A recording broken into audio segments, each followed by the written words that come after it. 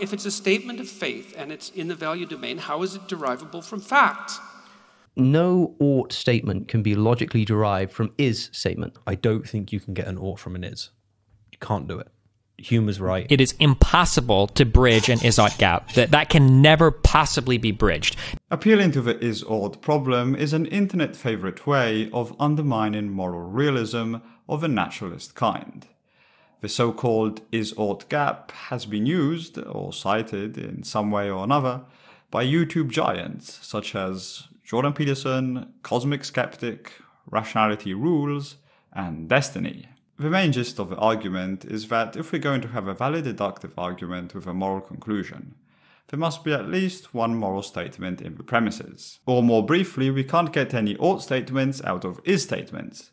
No oughts from is, no normative statements from descriptive statements. Given its use by YouTube titans, I don't say this sarcastically by the way, I mean these guys are brilliant YouTubers, certainly much better than me. It may seem that the is-ought problem is some kind of very compelling argument that moral realists struggle to overcome. And indeed, sometimes this is the case. But is the is-ought problem really this impenetrable bastion that it is sometimes made out to be? An initial clue of possible shortcomings regarding the is-ought problem is given to us from surveys of professional philosophers, in which a plurality of them favour moral naturalism. If the is-ought gap was such a smackdown argument, why would the most popular metaethical position among professional philosophers be moral naturalism? Essentially the opposite of what the is-ought gap is arguing for. Something doesn't quite seem to add up here. Indeed, there are numerous papers that claim to have solved the is-ought problem, so much so that there are even gags about it in the literature. Presently, we will focus on a very powerful argument, in my opinion, made in a paper entitled Logic and the Autonomy of Ethics. In the paper, the author Charles Pigden humorously claims the following: that conclusions concerning hedgehogs cannot be logically derived from hedgehog-free premises. To exemplify, suppose we want to construct an argument with a conclusion concerning hedgehogs from hedgehog-free premises. We can keep on adding premises with as many details as we want, but we will quickly realize that without using the word hedgehog somewhere in the premises, we will technically never be able to obtain a valid argument with a conclusion regarding hedgehogs. We can even add what amount to synonyms for the word hedgehog, like erinaceous, but without a specific premise that says that an animal belonging to the erinaceous family is essentially a hedgehog, we will still not obtain a hedgehog conclusion. This, Pigden explains, is because logic is conservative, and this holds true even in the case of morals, as the is-ought gap points out.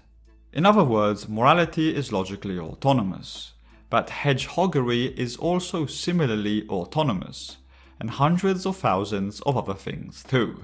Pigden's ingenious way to defeat the is-ought gap is not to show that it doesn't work, rather to show that it works a bit too well, and we are now left with hundreds of thousands of gaps that are all due to the conservativeness of logic. Yet nobody goes around proposing a fact-hedgehog distinction or a fact-marbles distinction. To quote Pigden himself, hedgehog conclusions cannot be derived from hedgehog-free premises, but this does not entail that there is a realm of irreducible hedgehog facts. So why should we posit a realm of irreducible moral facts to explain why ought cannot be derived from is? What we are getting at in more technical terms is that the logical autonomy of ethics does not imply the ontological autonomy of ethics. Oughts and ises are logically autonomous, but this does not imply that oughts live in distinct, different, unique realms. Ultimately, one might be now tempted to say, okay, there are all these other gaps, the fact-hedgehog gap, the fact-poo-poo gap, etc. But the is-ought gap is simply different. Ises are simply too different than oughts. And you are perfectly allowed to make this claim.